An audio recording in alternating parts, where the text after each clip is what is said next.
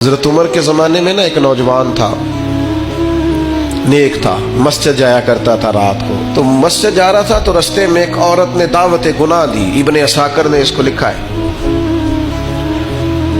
تو نوجوان تھا، خواہشات تھی، کچھ طبیعت مائل ہو گئی، ابھی ادھر جا ہی رہا تھا کہ کسی نے آیت پڑھ دی، والی من خاف مقام ربی جنتان، جو رب کے سامنے کھڑے ہونے سے ڈرے گا اللہ 2 جنتیں دے گا۔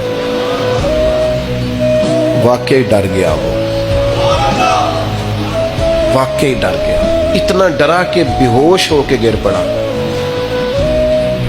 بیماری سے لوگ بے ہوش ہوتے ہیں، پیسے ڈوب گئے بے ہوش ہوتے ہیں، بچے کے غم میں بے ہوش ہوتے ہیں۔ سچ بتاؤ، کبھی خوف خدا سے بھی بے ہوش ہوتا کوئی دیکھا ہے؟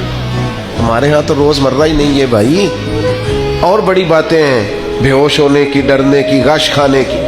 بے ہوش ہو کے گر پڑا، بوڑھے باپ کو کسی نے بتایا بچہ بے ہوش پڑا ہے، اٹھا کے گھر لائے، گھر لا کے کہا بیٹا کیا ہوا؟ نوجوان ہے، چڑھتی جوانی ہے، پر پاکیزہ بڑی ہے۔ کہنے لگا ابا جی گناہ کی طرف چلا گیا تھا، پر میں نے آیت سن لی جو اللہ کے سامنے کھڑے ہونے سے ڈرے گا رب 2 جنتیں دے گا۔ میں ڈر گیا تھا، رب واقعی 2 جنتیں دے گا۔ باپ رو پڑے، ابا جی کی آنکھوں میں آنسو آئے اور کہا پتر اللہ بڑا مہربان ہے، اس کے وعدے سچے ہیں، واقعی 2 جنتیں دے گا۔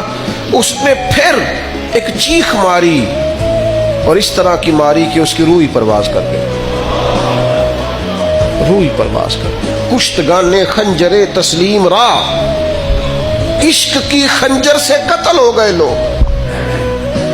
صبح حضرت عمر کو پتہ چلا کہ انہوں نے تو رات جنازہ بھی پڑھ دیا، تدفین بھی کر دی۔ جناب عمر فرمانے لگے اتنا نیک نوجوان خوف خدا سے دنیا سے چلا گیا، مجھے کیوں نہیں بلایا، میں جنازہ پڑھتا۔ فاروق اعظم فرما رہے ہیں میرا شوق تھا میں اس کا جنازہ پڑھتا۔ کہ حضور آپ کو تکلیف نہیں دی؟ فرمایا بتاؤ قبر کہاں ہے؟ تے کامل پیر انہاں دے باہو قبر جنہ دی جیوے۔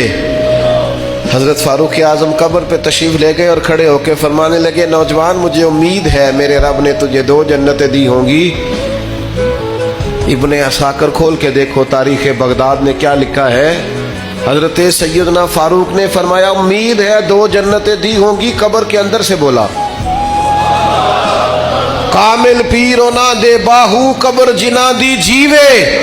قبر کے اندر سے بولا، کہنے لگا حضور امید والی بات نہیں، رب کے وعدے سچے ہیں، اس نے واقعی مجھے 2 جنتیں عطا فرمائی، 2 جنتیں دی ہیں، میں نے اپنے مالک کو راضی پایا۔